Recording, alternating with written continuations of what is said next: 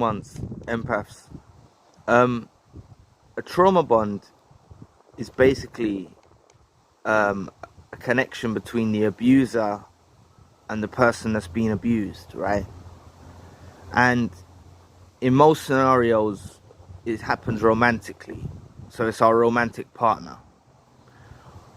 But I believe that it's because you're dealing with the contrast of the love bomb, and then you're dealing with all of the devaluation and the hate and the abuse. And I believe that if you haven't yet broken the trauma bond, you're still caught up on the feelings of the love bomb, right? And there may be degrees where you're empathizing with them, you're blaming yourself, and you've got some unhealthy affection towards them, right? But what I did to break the trauma bond is I began to teach myself to look at my partner who I was in love with, who I did, if you can remember some good times. I began to shift my brain and understand that I was dealing with nothing but a devil, right? I began to trace my steps back to the beginning days of the relationship.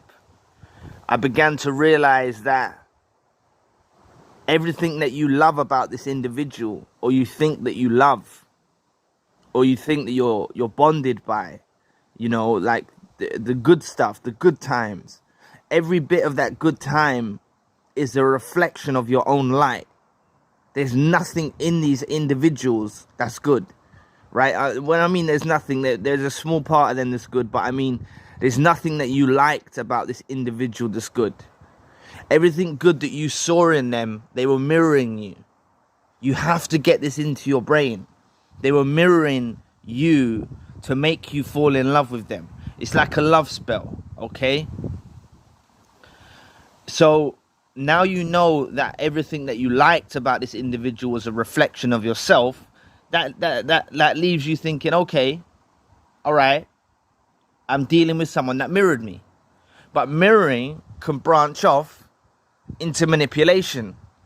There was actually a premeditated thought behind their brains, behind their eyes, behind their heart, right? You gotta understand, they were deliberately mirroring you. They weren't just doing it like how an empath mirrors. We do it unconsciously. We mirror people unconsciously, right? They were deliberately manipulating you, and in order to maybe get one thing from you, whether it's sex or whatever it is, they were trying to do this mirroring to get what they want. Okay? So this is the first and foremost thing that you have to understand about the mirroring. It's not them just unconsciously mirroring you, like we do.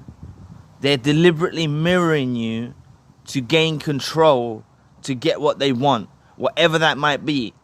So if this was not even a romantic relationship and this was a business, maybe a business partnership or a friend, or they were doing it by a means to get what they want from you. They saw you as an opportunity to get what they can from you and gratify themselves by manipulating you through the mirroring, right? So therefore, you don't need to empathize and blame yourself. You don't need to empathize with them and think, I done something wrong. Oh, maybe if I done this, maybe if I done that. There's no ifs, buts, and maybes. You were dealing with an abuser. You were dealing with someone who located you, who sought you out from a pack of from many other individuals that they had on their radar at the time, and they decided to pick you. They had many other opportunities, right? But they chose you because you're an empath, because you're highly intuitive, because you're a being of light. They chose you, and they made you their prime source of supply, their primary target, okay? Now, look, you may have been years apart now, months apart, I don't know, whatever. The duration doesn't matter because we all heal at different rates.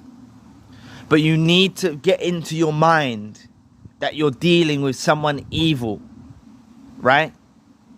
You're dealing with a devil. I always say this, right? And it puts it into contrast as well. What I did, right? I looked at the best times of those relationships, of the best time of my relationship, the most enjoyable times, the time I had the most fun. And I realized that I was so asleep to what was really going on. I was at my lowest point in existence. I want you to understand that point when you enjoyed yourself, the best times, the love bomb, all of the dinner dates, whatever it was, the best times, the time when you laughed, when your stomach, you felt butterflies or whatever it was, that was your lowest point in existence, in conjunction with being the duration of the narcissistic relationship. That was your lowest point in existence. And I want you to understand now that if you're feeling trauma bonded and you've got uncontrollable tears and you're missing them and you're in pain because they hurt you, this is your highest point of existence because you've woken up to the abuse. You're watching videos like these. You've woken up to the abuse. You were in a deep sleep. You were in a deep slumber. You were in a deep spell. But now the pain that you're dealing with is the pain of being awake. It's like Neo in the Matrix. Take the red pill or the blue pill. You can take one pill and go back to sleep and be in the Matrix. Or you can take the other pill and wake up to where the reality of the situation. And this is the pill that you've got to swallow. You've got to swallow the pill where you wake up to the reality of the situation and understand that you're dealing with a devil. You can't empathize with this individual, right? You can't blame yourself and think that you've done something wrong. You can't have any affection towards this individual. You need to cut it out of your mind like a lobotomy, out of your heart and spirit like a lobotomy. You need to look at this person as a disgusting disgrace, a horrible individual, a monster, an abuser. That's what you need to get into the forefront of your mind. They're not your soulmate. And I should have said this earlier on. They're not your companion. This is what I've got in my mind. I was engaged. I love this individual. I poured my heart into this individual. I thought we'd be together forever, right? That's the way I looked at it, because they future fake. I'd done everything I could for this individual. I had to change my mind so much. So when I've experienced hoovers, I hate them. And I don't hate them because hate eats up your own heart. But you're going to go through a period of hate and anger and rage. But it's all emotions that you need to invoke. Now I'm at that point where this individual will not come anywhere near me. They will never come anywhere near me. Right? They effed up. They effed up. They know they effed up. They've tried to hoover me. They've tried to get back into my life. They've effed up. I will never let them back in. I've door slammed, bolted and welded it shut. This is what you need to do. You need to put the door slam in place. You need to put blocks on your phone. You need to stop looking at their social media. You need to stop looking at them if they're off of a new supply and feeling sorry for yourself. I'm not being horrible here. I'm not being horrible. You have been abused by an individual, and the abuse is continuing on. Even when they've gone off with a new supply, you can't leave yourself spellbound in this situation where you're trying to keep up with their life. You're missing the days that you used to be great together. You can't miss those days. Those days you was asleep. Those days were your lowest point in existence, as I just said. And I'll reiterate it again. The best days were your lowest point in existence because you was asleep. The highest point in existence of this whole entirety of the relationship is when you've woken up to the abuse. You need to now move on with your life and practice healing. It's another chapter. It's another mountain to climb. Yes, you need to begin the climb on the mountain of the healing journey, but it's separate from the narcissist. You've been through that whole thing from bottom to top with the narcissist. And it's time to step off that platform now, onto a new journey, through peaks and valleys, onto a new place, and enjoy the healing. Look at the healing as something to enjoy. Look at the healing as a new journey. With this healing journey will come blessings in abundance. Things will come into your life. It could possibly be even another person. But I would say until you're fully healed, don't partake into another relationship. Because I've noticed how empaths that have been abused by narcissists end up going from narcissist to narcissist to narcissist. So be careful. If you go out there and pour everything bad that happened in your previous relationship into a new person, they know exactly what buttons to press with you. They'll know how to play the game even better than the narcissist before, right? You've got to understand that being alone is a superpower. It's something that the universe and God is putting you through. Remember, it can always be worse. Whatever you're going through now, it can always be worse. Remember that. I heard someone say this to me at a time during the narcissistic encounter, and I thought, what a lot of shit advice, right? That's what I thought to myself. So you probably thought the same thing to me too there. But in reality, it was a good bit of advice, because it can always be worse. But back to breaking this trauma bond. Please do not blame yourself. Please do not empathize with them. Do not think they had a poor upbringing. This is why they're like this. There's so many people that have had poor upbringings, gone through severe abuse, and they grow up and be campaigners against abuse, right? You're dealing with the contrast of the love bomb to the abuse. This is what keeps us bonded, right?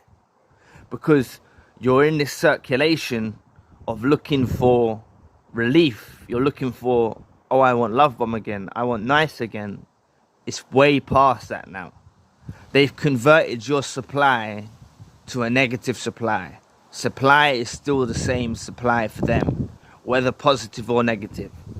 And your relationship has run its course now. I'm not being harsh here, but they've now converted your supply into a negative supply. They don't want to give you positive. They don't want positive reinforcement from you anymore. They're not going to give you that.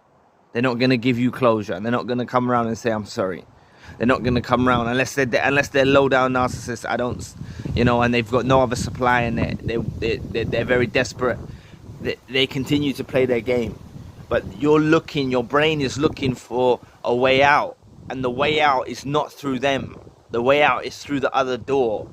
The door, your own door. Remember, when one door closes, another one opens. Right? This door is closed. They've closed you off from the door. You need to go through your door and close the door. When they see that you've closed the door, right, and you've bolted and welded it shut and there's no entrance in, this is when it's going to start running through their mind that they want to come and break down that door. They want to come back through it.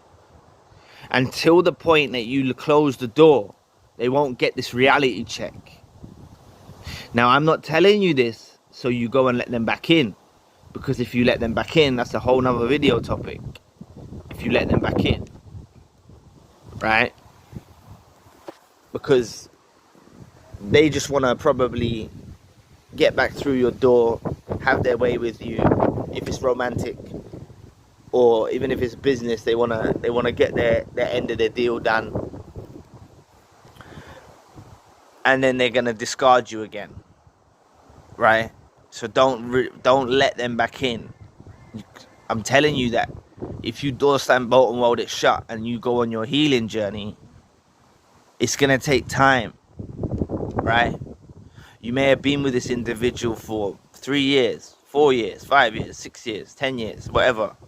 So you got to understand that you need time to reset the clock. That's the way I looked at it. I was with the narcissist for about 3 years. So when I got to 3 years after, I realized, hold on a minute, I'm back to zero.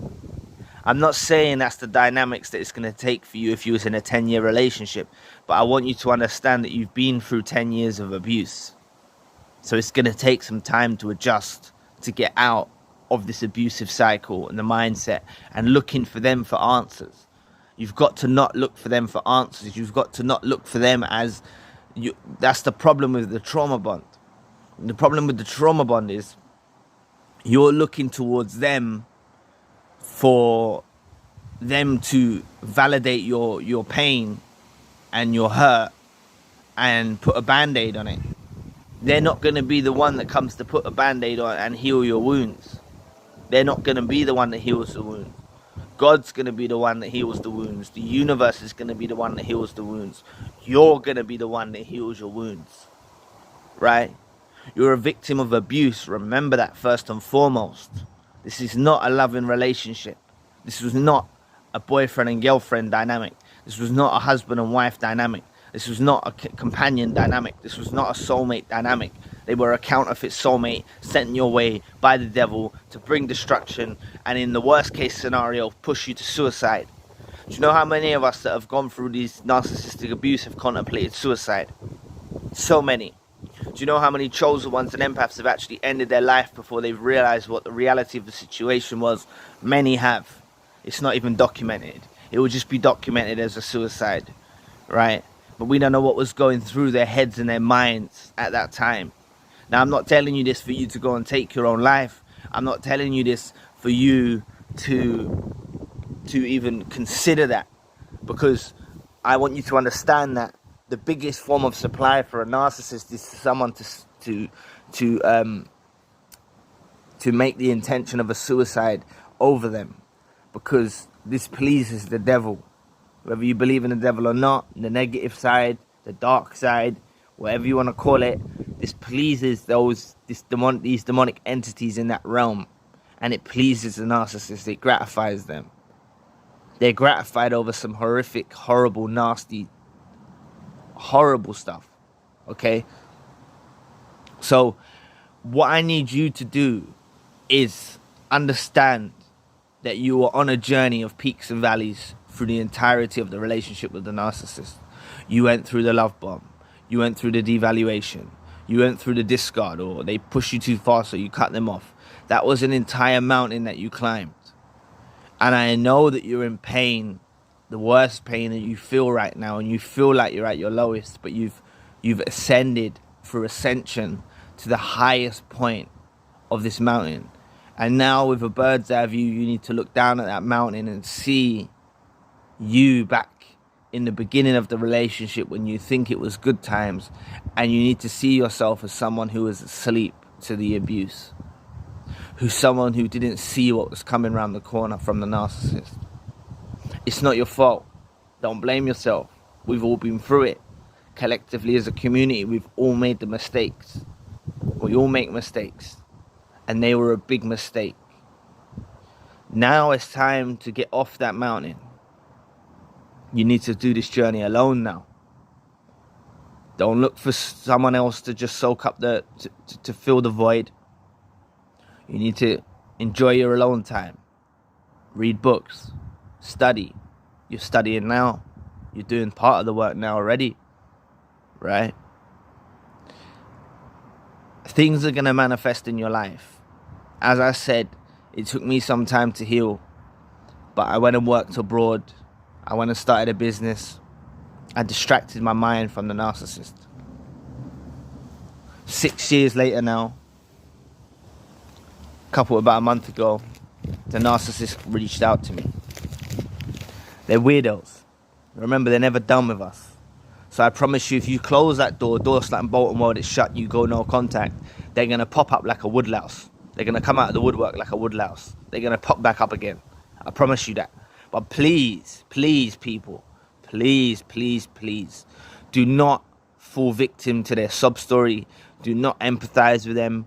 Do not give them any second chances. They do not deserve that. Okay?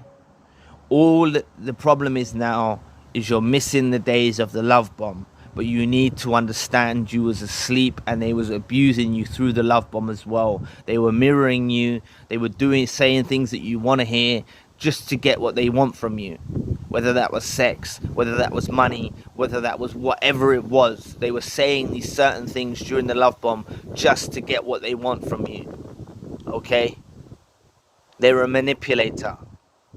They manipulated you. It's not your fault. We didn't know people like this existed. But I tell you, the reason why this happens to us in our lives, one reason anyway, is we believe this was good, right? Now, if we encounter someone else, we're going to see the red flags and know it's bad. Now we know what good is. And it's not anything like we experienced with the narcissist. If we meet a fellow empath, a fellow chosen one, you'll dwell in tranquility. There'll be reciprocity. They'll reciprocate what you say. What are you going through now? What was you going through when you was begging and pleading for the narcissist back? Them not reciprocating you. A true loving partner won't. A true loving partner will reciprocate what you have to say. They're not gonna just leave you hanging by a thread, right? You know what I mean? They're not just gonna leave you hanging there. They're gonna try and console you. They're going to try and help you. Okay? So please, people, don't give them any second chances. Just to sum up the video. You need to look at them like a devil. You need to know they're a manipulator. You need to know that the best times in your relationship were the lowest times in the relationship. You need to not empathize with them and feel sorry for them for their childhood, because they might try and blame something that happened in their childhood. Don't ever feel sorry for them. You need to turn cold like they are. Don't blame yourself neither. And cut any affection that you have left inside your body towards them out like a lobotomy. Cut it out of your mind, soul, and spirit. Cut it out. Look at it like a cancer. That affection that you have, that any kind of look at it like a disease, is something you need to cut out through your healing, through your alone time. And you're going to go through hate. You're going to go through rage. You're going to go through aggression. Don't lash out. Don't seek revenge. I promise you that the karma is going to come through your healing journey. The karma is already coming to them now with their new supply. They're already regretting the decision they made. Remember, they're very indecisive individuals. They're very indecisive. You know? They went over there and thought there was greener pastures, only to be confronted with astroturf, as a commenter like to say.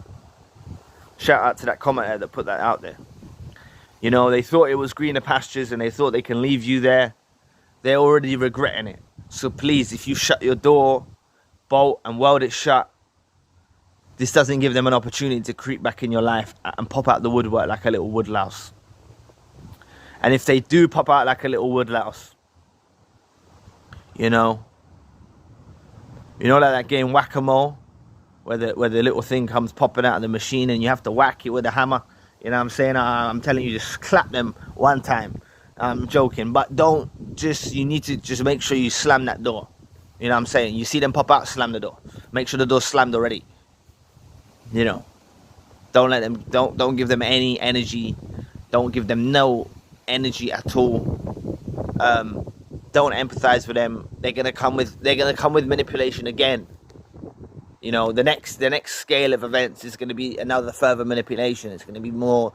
Might even be a bit more love bombing. They might feel like they need to resort to love bombing. You need to understand you're dealing with a devil. Please break this trauma bond. The soul tie. Imagine a cord between you and them. Envision this cord between you and them. Get a pair of scissors in your mind and cut it. It's gone. If you're married to this individual, file for divorce. If you're engaged, remove your intention of the engagement. Imagine cutting the thread between yourselves and look at a new journey and look forward and look at healing by yourself as something pleasurable and something that you really want to get involved in, something to enjoy. It's very beautiful, the healing journey. The further and further you get down, there's sunshine on the horizon. You've just got to walk in that direction. You just got to do a 180, stop going towards them and turn the other way. Dig your heels in the sand and walk the other way. I promise you, you're going to get to a point and you're going to wonder, how did I make it through? And it's only by the grace of God, the grace of the universe, that you're going to make it out of this. And I promise you, along the way, if you read the poem Footprints in the Sand, I talked about this before, during your lowest times, God will carry you. So don't worry, we're going to make it out of this. So anyway, thank you for watching today.